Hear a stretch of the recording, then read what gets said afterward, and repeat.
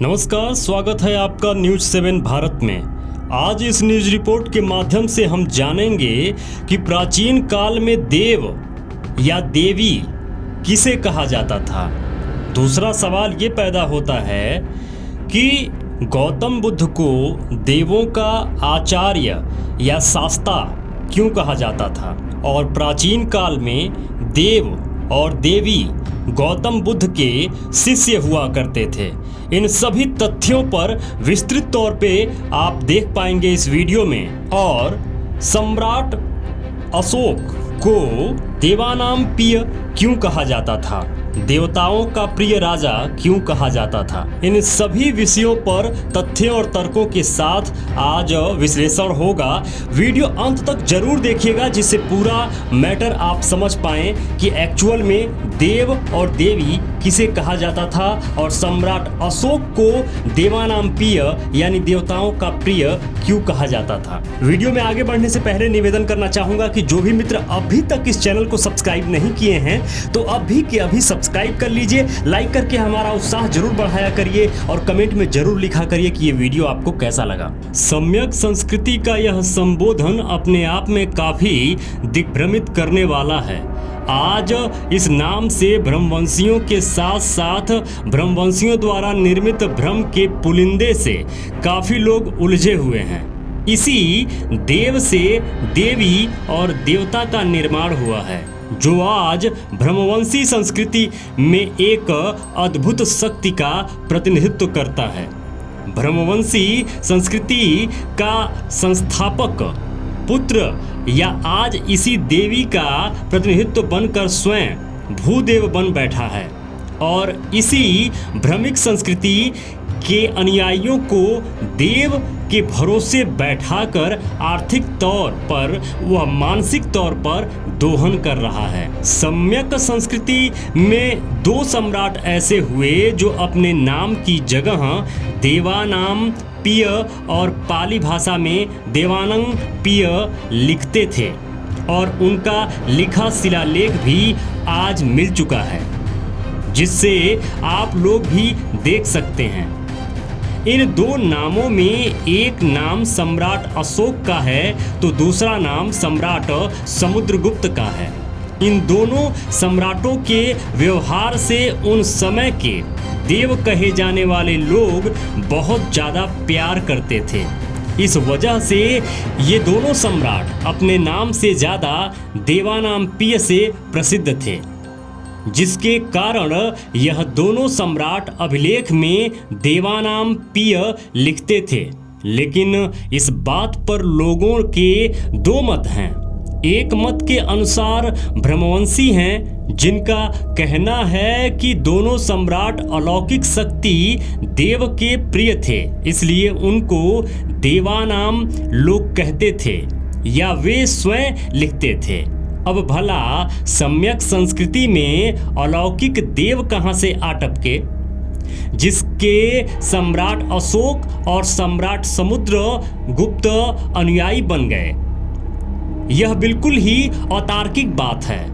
वहीं कुछ दूसरे ऐसे भी मान्यताधारी लोग हैं जिनका कहना है कि ये दोनों सम्राट भगवान बुद्ध के प्रिय होने की वजह से अपने नाम की जगह पर देवानाम प्रिय लिखते थे।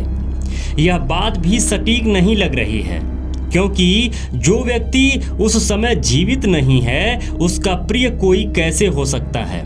जैसे कोई व्यक्ति का जन्म होता है और उस व्यक्ति के जन्म से पूर्व उसके दादा की मृत्यु हो जाती है, अब वह व्यक्ति अपने मृत हो गए दादा का प्रिय कैसे होगा।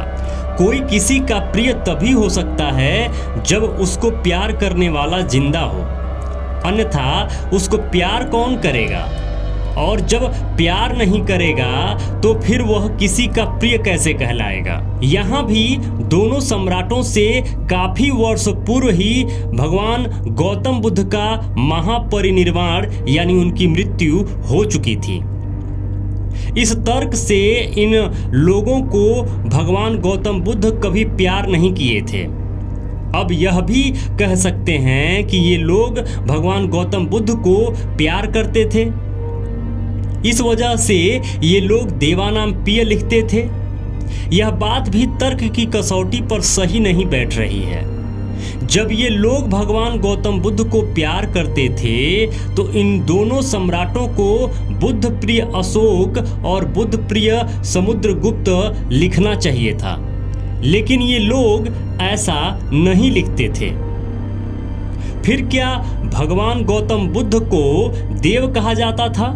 नहीं, भगवान बुद्ध का ऐसा नाम कहीं नहीं मिला है। उल्टे भगवान गौतम बुद्ध को देवों का शास्ता यानी देवों का आचार्य कहा गया है, जो कि बुद्ध वंदना में लिखित है। जैसे इतिपि सो भगवा अरहं सम्मा संबुद्धो विद्याचरण संपन्नो सुगतो लोकविदु अनुत्तरो पुरिसी धम्म सारथी सत्ता देव मनुष्यानां बुद्धो भगवान्ति। यह जो बुद्ध वंदना देख रहे हैं, इसमें भगवान गौतम बुद्ध को सभी देव और मनुष्य दोनों का शास्ता बताया गया है। इस बात से तो स्पष्ट हो जाता है कि देव और अलौकिक या स्वयं भगवान गौतम बुद्ध का प्रतिनिधित्व करने वाला शब्द नहीं है। यह जरूर ही उस समय भगवान गौतम बुद्ध जिनके शास्ता यानी जिनके आचार्य होते थे, वैसे लोगों का नाम देव से संबोधन किया जाने वाला शब्द रहा होगा। अब देखना है कि भगवान गौतम बुद्ध का शिष्य मनुष्य के अलावा देव शिष्य कौन है, जिसको हम लोग जान नहीं पाए। इसमें भी यह देव शिष्य भगवान गौतम बुद्ध के बाद का स्थान लेता हो, तभी तो सम्राट उनके प्रिय होते थे। ऐसा एक ही नाम है जो संघ के अंदर भिक्षु भिक्षुनियां होती थीं। उनमें से कुछ अपनी साधना की वजह से ऊंची अवस्था प्राप्त कर अरहत बन जाते थे। इनके बारे में भगवान बुद्ध भी स्वयं बोलते थे कि तुम लोग जिस दिशा में देशना यानी उपदेश देने जा रहे हो, तो समझो उस दिशा में बुद्ध स्वयं देशना देने जा रहे हैं। ये लोग भी भगवान को अपना शास्ता यानी आचार्य मानते थे। ऐसे देशना देने वाले को ही देव कहा जाता था। उस समय जो देशना देते थे भिक्षु या भिक्षुनियां, जो भिक्षु होते थे उन्हें देव कहा जाता था, जो भिक्षुनियां होती थीं उन्हें देवी कहा जाता था। आगे बहुत क्लियर तरीके से मैं आपको बताऊंगा कि इसका विस्तृत उदाहरण क्या है। इससे पहले मैं आपको एक सूचना दे देता हूं मेरे मित्रों, अगर आप चाहते हैं कि भारत पुनः बुद्धमय हो तो seahawk.com पर जरूर जाएं। यह जो कंपनी है ना, यह कंपनी जो भी प्रॉफिट जनरेट करती है उसका 50% बुद्धिज्म के डेवलपमेंट में डोनेट कर देती है। तो इसकी वेबसाइट पे seahawk.com पर जरूर जाएं और देखें कौन कौन सी फैसिलिटी ये कंपनी दे रही है, उसका लाभ जरूर उठाएं। seahawk.com मोबाइल पर लॉगिन जरूर करें। चलिए आगे बढ़ते हैं। सम्यक संस्कृति के समय एक राज्य विदिशा था जहां सांची स्तूप का साक्ष्य मिला है। उस विदिशा की राजधानी उस समय भरहुत हुआ करती थी। भरहुत सतना से 16 किलोमीटर दूर एक ग्रामीण क्षेत्र है। आज भरहुत की खुदाई से बहुत ही बड़ी मात्रा में बौद्ध अवशेष मिले हैं। वहां से पुष्यमित्र शुंग का किला होने के भी साक्ष्य मिले हैं। यह क्षेत्र मध्य प्रदेश में आता है। उसी विदिशा में एक नगर का नाम देवास मिला है, तो एक स्थान का नाम देव कोठार यानी देऊर कोठार मिला है।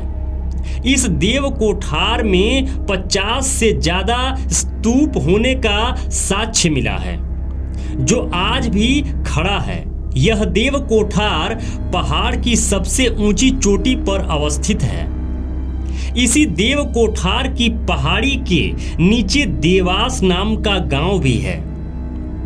देव कोठार में जो कोठार शब्द है, यह आज का संस्कारित भाषा का शब्द है, जिसको पाली में या आज भी गांवों की प्रचलित भाषा में कोठा कहते हैं।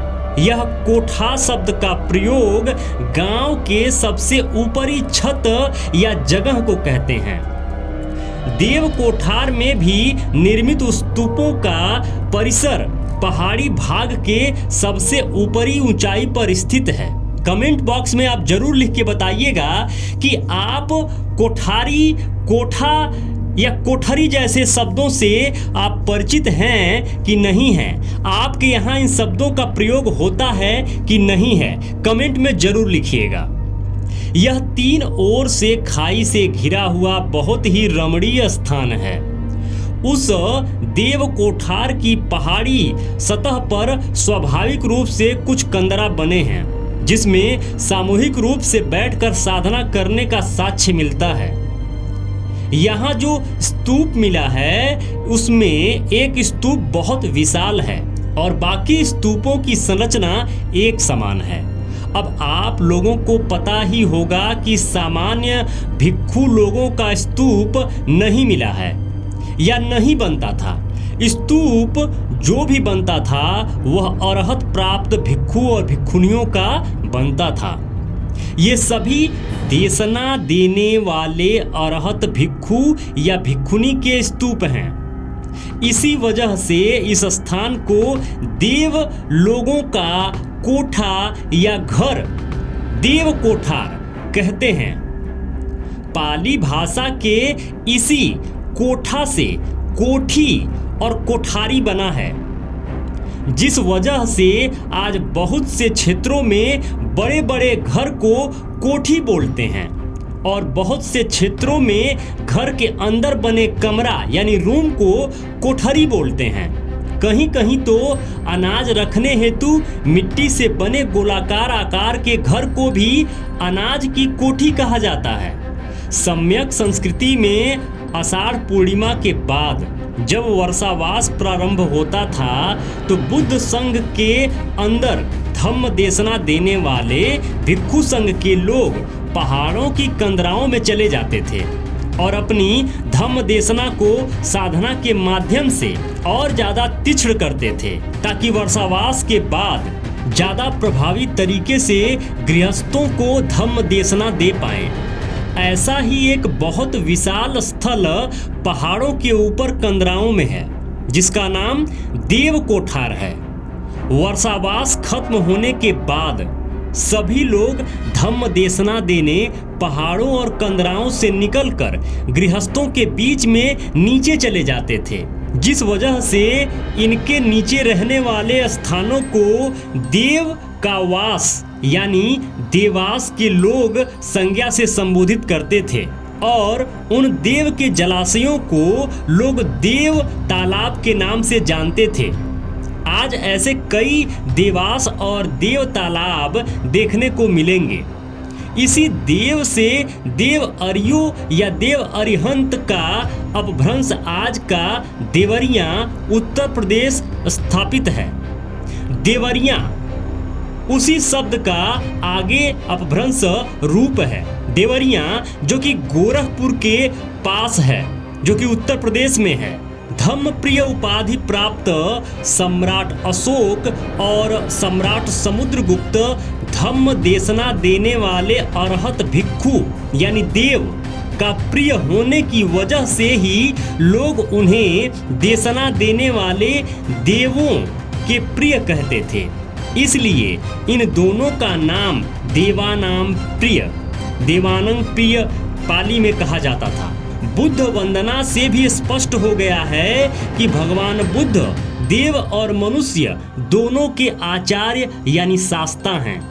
इससे साफ पता चलता है कि सम्यक संस्कृति में देव यानी देवता शब्द गुणवाचक संज्ञा के रूप में गुणवत्ता के आधार पर देशना देने वाले भिक्षुओं का गुणवाचक उपाधि बनता था। लेकिन वही गुणवाचक संज्ञा सम्यक अंत काल में नामवाचक संज्ञा बनकर किसी का नाम बनकर शोभा दे रही है, जिससे उस शब्द का पूरा भावार्थ ही बदल गया। आज देवता कोई और बन बैठा, देवी कोई और बन बैठा।